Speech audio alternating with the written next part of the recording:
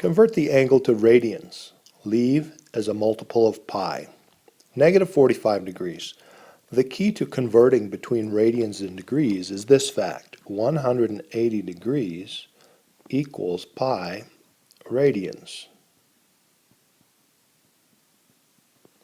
So, starting with negative 45 degrees, putting that over 1, I can multiply by a conversion factor of 180 degrees in the denominator and pi radians in the numerator. And what we can do now is cancel out the degrees. Our answer will therefore be so many pi radians.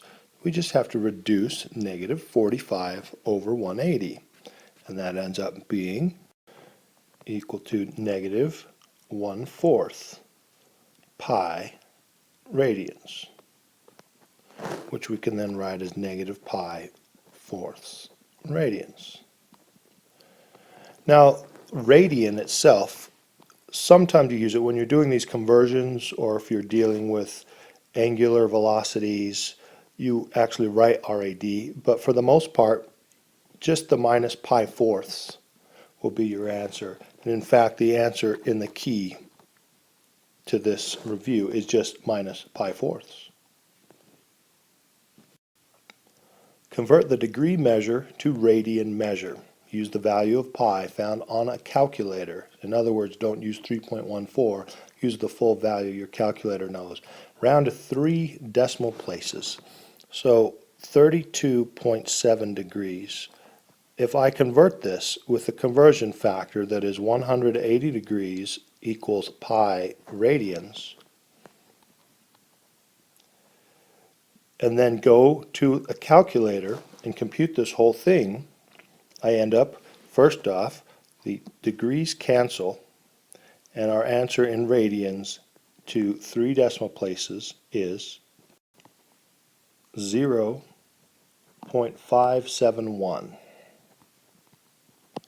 Now it was 0.570722665. The only way you can get this amount of precision is if you use the pi button, not anything else. Make sure you use the pi button. And rounding to 3 decimal places, we see that the third one, the 7 will round it up. Okay. Convert to radian measure using pi on the calculator, the pi button, and 3 decimal approximation. So we would first want to get to degrees instead of degrees, minutes, seconds. So we'd start off with 16 degrees plus, and the 28, if we divide by 60, we'll convert that to degrees. And the 7, if we divide that by 3600, we'll convert that to degrees. Looks like a 6, sorry, degrees. So computing all that to a decimal gives us 16.468. Now, we're not done yet, and even though I want 3 decimal places, because we're still going to multiply by pi and that'll change our answer, I want more than just 3 decimal places right now. So I'm actually going to use the whole value that I have on my calculator. Now I'm not going to clear the calculator, so this will still be on my screen when I go to the next step. The next step, if we put it over 1, this is degrees. If we multiply by, again, our conversion factor from degrees to radians is the fact that 180 degrees equals pi radians. So then take the answer that's on your calculator, multiply by pi and divide it by 180, and you get 0.2874. And now we can round to 3 decimal places and get 0.287. And that is the radian measure of 16 degrees, 28 minutes, 7 seconds. Convert radians to degrees and use pi in the calculator and round to 2 decimal places. So we're starting with 7 pi tenths. The conversion between radians and degrees, and this time we're going to do this in reverse, so pi on the bottom, 180 degrees. This will allow us to cancel out of the radians and end up with degrees. And we can now put this into our calculator. We don't need to use pi at all because it canceled. And we'll get 7 times 180 divided by 10, which equals 126 degrees. Now, although they say 2 decimal places, since this worked out to be an exact value, I would leave it like this. On the other hand, if you wanted to make sure you go to 2 decimal places, it would be 126.00 degrees.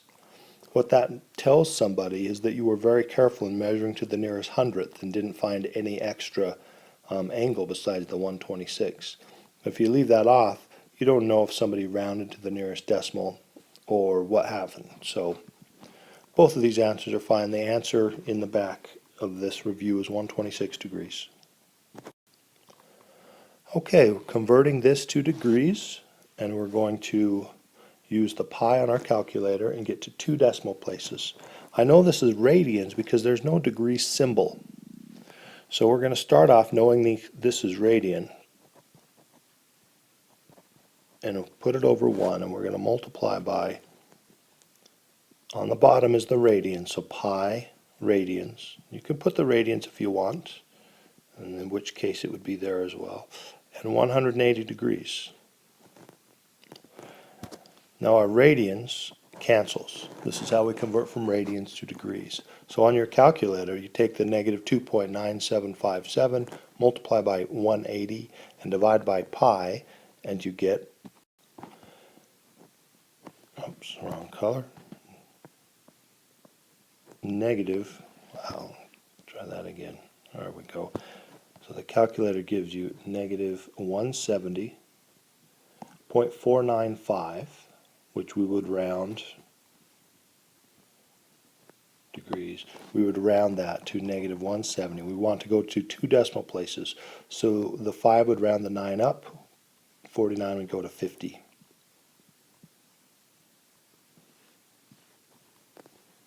There we go. Find the measures of 2 angles, one positive and one negative, that are coterminal. Now coterminal, I've done a problem like this earlier in the review for degrees. 2 pi fifths is about there. To get coterminal, we can either go a full time around the circle, and that would be 2 pi fifths plus 2 pi, and then that is 2 pi fifths. We need to add fractions with common denominator, so that would be 10 pi fifths. And we get 12 pi fifths. That is another coterminal angle. This one is positive. We could also, to get to the same spot, taking our coterminal angle, if we go backwards 1 full revolution, or 2 pi radians, we would get to that same spot. And that would be 2 pi fifths minus 2 pi. That is 2 pi fifths minus 10 pi fifths, which is negative 8 pi fifths. And here we have 2 coterminal angles. One's positive and one is negative. For the given angle, name the quadrant in which the terminal side lies. So where is this? It's negative. Negative 90, negative 180, negative 270, negative 360, negative, continuing on, we get 450, and then 540, and then 630, and then if we continued on, this would be negative 720, and here's negative 630. We're in between there, so like right there. So again, going backwards, just going by 90 degrees, 90, 180, 270, 360, 450, 540, 630, 720, we're in between here. That puts us right in the middle or somewhere close to quadrant 1. Another approach to this would be to continue adding 360 until you find a positive angle, and then from there figure out what quadrant it's in. So this first time adding 360 would give you negative 322 degrees. And then if you add 360 again,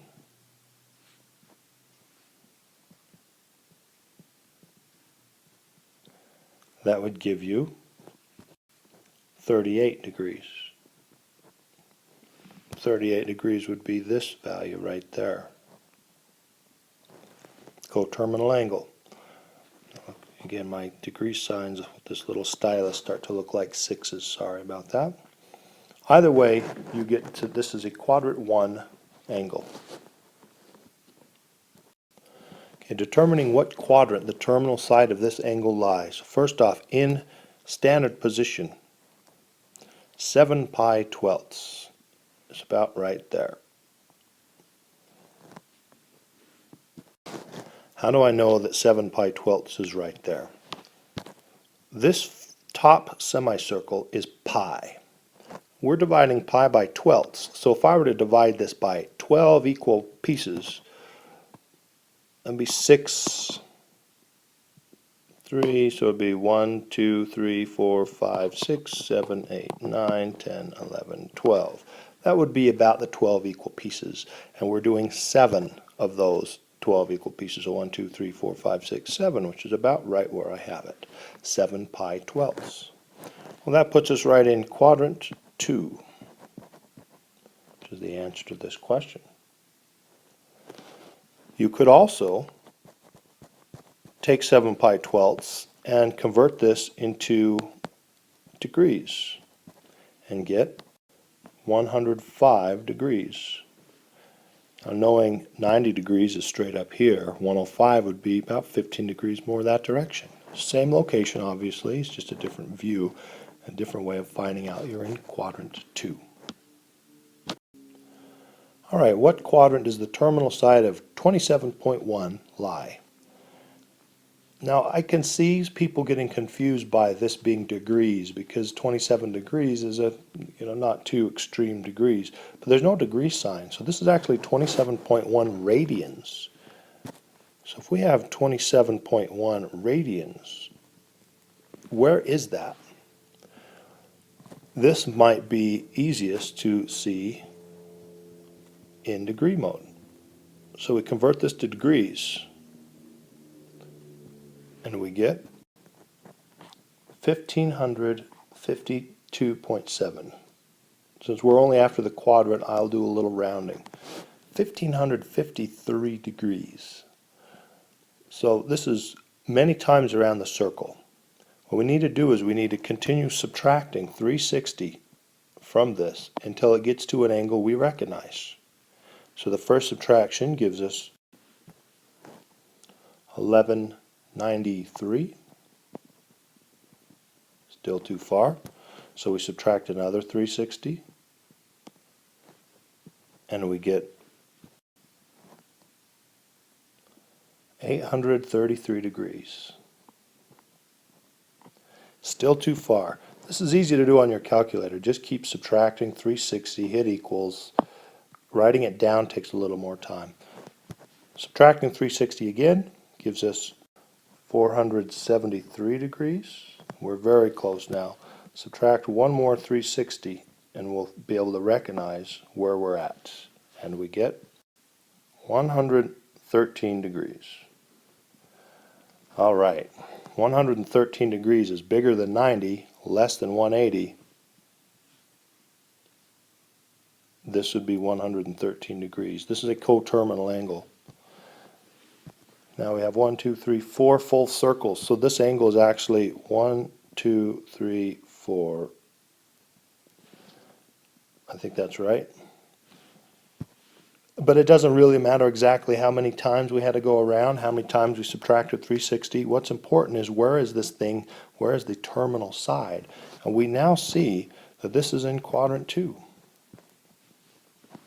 I'm sure you can do this much faster with your calculator than writing it all down, but this is basically the approach. If you wanted to stay in radians, you'd have to subtract 2 pi radians, so it would be 27.1 minus 2 pi equals, minus 2 pi equals, etc., until and it's still hard to tell what radians are unless they're in their pi form. So I think that this is probably the most clear way to solve this problem. Drawing the angle in standard position, 2 pi thirds. In dealing with radians, it is very nice to know, if this is 0 and this is pi, where to stop at the pi thirds. Dividing the top into thirds, it'd be about here and here. It's about equal thirds. So that one would be pi thirds, and that one would be 2 pi thirds. So there's our angle, 2 pi thirds. Continuing on, if I needed to get to 7 pi thirds, let me put these other dots for the pi thirds. 7 pi thirds would be 1, 2, 3. There should be a dot on pi as well. So where's 7 pi thirds? 1, 2, 3, 4, 5, 6, 7. That would be 7 pi thirds. So knowing where the pi thirds locations are makes it very fast to graph or draw an angle in standard position if it's a pi thirds.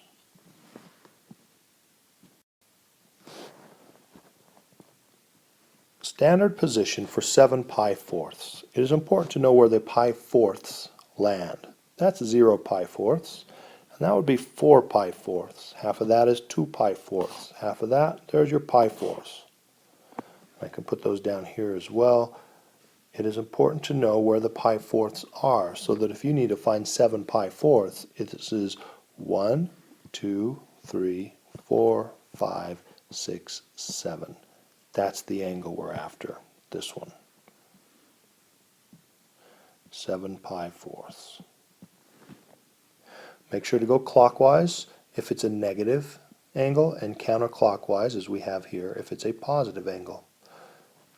Next up. To draw a negative 7 pi sixths in standard position, it is useful to know where the pi sixths spots are. This is 0 pi sixths. This is 6 pi sixths. Half of that would be 3 pi sixths. Divide those into thirds, and we get 1 pi sixth and 2 pi sixths. There we go. And on around the circle. Those would be the pi sixths. So, where is negative? So first off, negative, we're going counterclockwise. 7. 1, 2, 3, 4, 5, 6, 7. That's where 7 pi sixths is, but negative 7 pi sixths. Okay, and that's that. Find the measure in radians of the smallest possible angle that is coterminal with the given angle. Now, what they mean by smallest is positive and the closest to 0. So if you consider small being continue to subtract and you get smaller numbers, there is no smallest angle. So this is the smallest possible, should be positive angle. Okay, in terms of pi, coterminal, let's see if we can't figure out where the sevenths would be. So that would be 0 sevenths, and that would be 7 sevenths. So divide that into 7 parts. 1, 2, 3, 4, 5, 6, 7. About like that. So it looks like these two spots. And this is just an approximation. So where's 15 pi sevenths? 1, 2, 3, 4, 5, 6, 7, 8, 9, 10, 11, 12, 13, 14, 15. 15 pi sevenths is right there. So this is the angle they're referring us to, and this would just be pi sevenths, just one of those. Pi sevenths would be the smallest possible angle that is coterminal with 15 pi sevenths. Now, typically the way you'll see this done is this is more than 2 pi, so subtract 2 pi. Of course, that's easier done if it's in common denominator land. That would be minus 14 pi fourths, sevenths. And that reduces to be pi sevenths. And that would be that. I really like the graphical approach, but the algebra approach works as well. You just need to know conceptually, when you're doing the algebra approach, a coterminal angle is either plus 2 pi or minus 2 pi.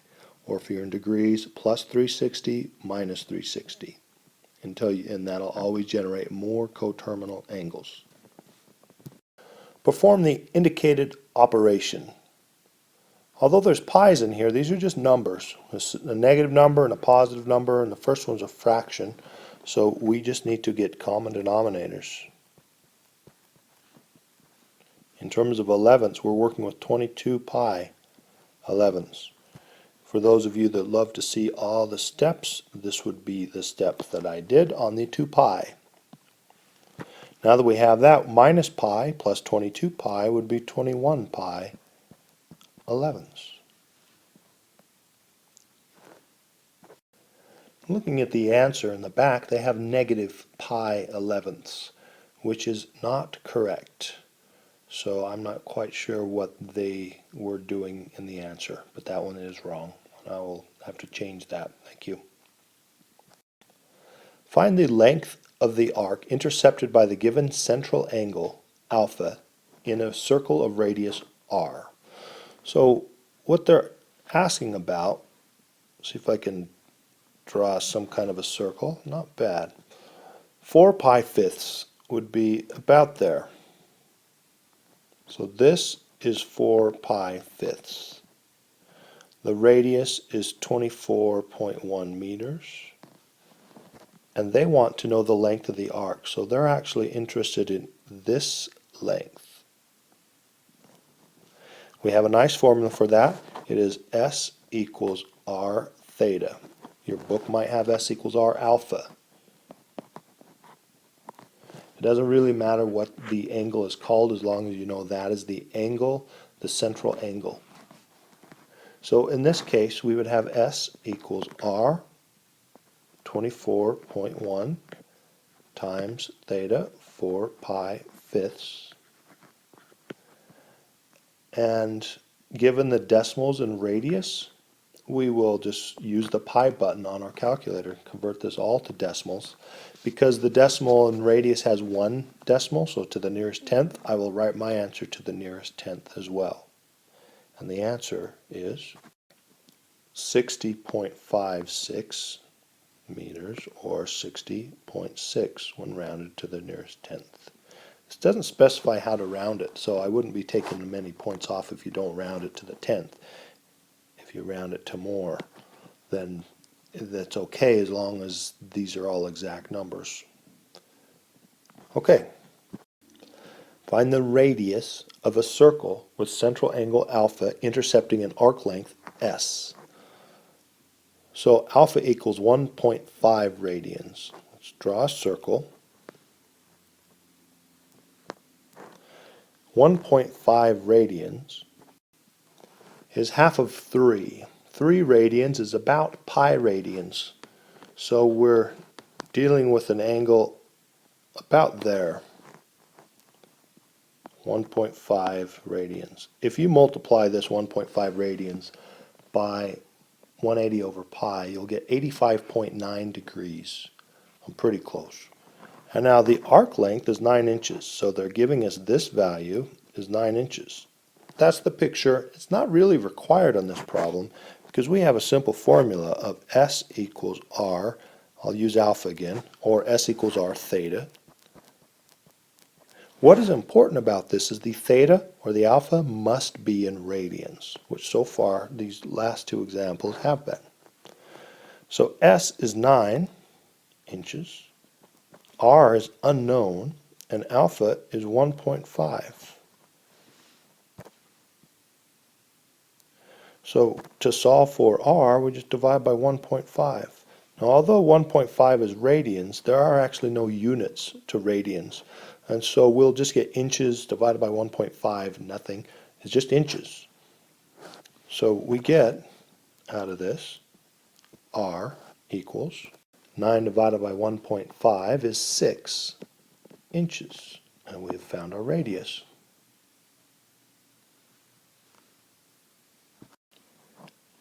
Find the area of a sector with the given central angle alpha in a circle of radius r. Let's start with the picture, although this picture isn't necessary. It's still useful to see. Central angle 90 degrees and r equals 8. They want to know the area. They want to know this area. That's what they're asking about. You can see that this is exactly 1/4 of the entire area. And you can find the area with pi r squared. However, there's another formula, and it is A equals 1/2, try that half again, 1/2 r squared alpha. You might also see a theta instead of alpha. What is so critical about these formulas, the arc length and the area of a sector, is you must use radians. They happen to give us a nice 90 degrees, which we have hopefully understanding that that's pi halves radians. So the pi halves radians is what we're going to plug in there, and the 8 is what we're going to plug in there. And we will get A equals 1/2 times 8 squared times pi halves. Now I didn't write the centimeters. Make sure this looks good. There we go.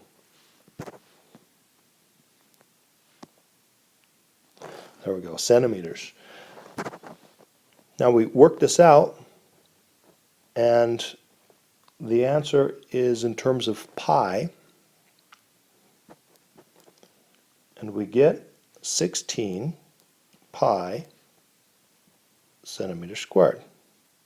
So just work out on your calculator the 1/2 times the 8 squared, and then divide by 2, and leave the pi in there. If they ask for decimal answers, then you can use the pi button on your calculator. Now, the area of a circle is pi r squared. If r is 8, pi r squared is 64 pi. So the area of the entire circle would be 64 pi. Because they gave us such a nice value here, we only have 1/4 of that. 1/4 of 64 is 16.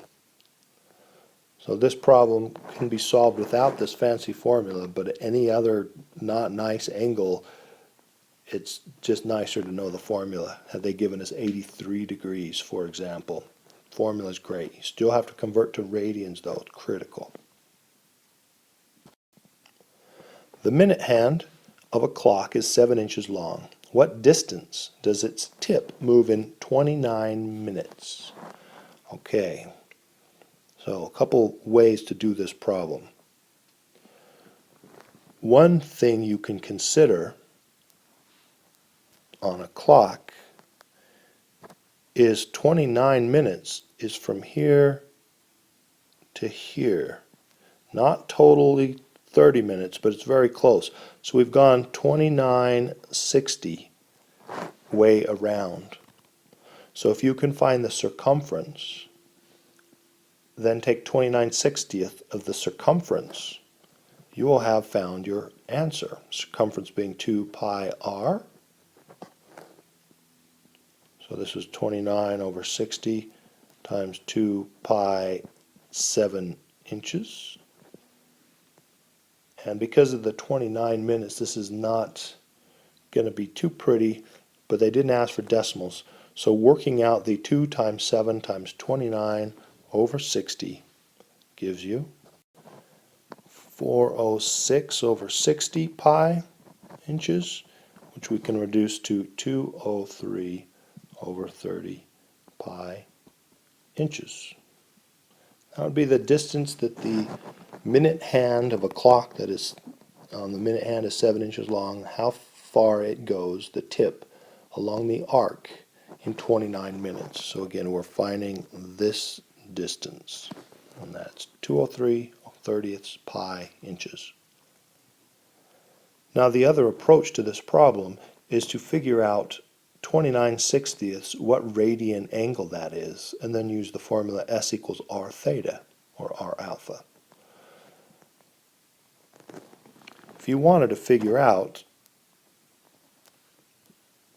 what angle that is, it's 29/60ths of the full distance around, or 29/60ths of 2 pi. So that angle, alpha, would be 29/60ths of the 2 pi. And if you were to plug that into S equals R alpha, you would see this part times R, it's the exact same situation. So whether you want to deal with this as a fraction of the entire circumference, or if you want to figure out the angle in radians, 29/60ths of 2 pi, and then use the S equals R alpha, it all gives you the same result.